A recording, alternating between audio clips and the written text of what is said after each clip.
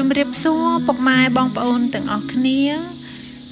នាងខ្ញុំសុករិមសម្រាប់ថ្ងៃនេះដែរ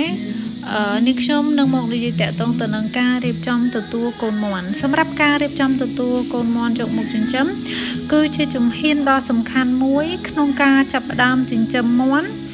វាពាក់ព័ន្ធទៅនឹងការរៀបចំទ្រុងឧបករណ៍សម្ភារៈផ្សេងៗដែលកូនមាន់ត្រូវការក្នុងកំឡុងពេលដែលយកកូនមាន់ថ្មីមកដាក់និងអាហារដើម្បីឲ្យកូនមាន់មានសុខភាពល្អនិងលូតលាស់ឲ្យបានត្រឹមត្រូវហើយសម្រាប់អ្វីដែលយើងខ្វះមិនបាននោះគឺវីតាមីនសម្រាប់ដាក់កូនមាន់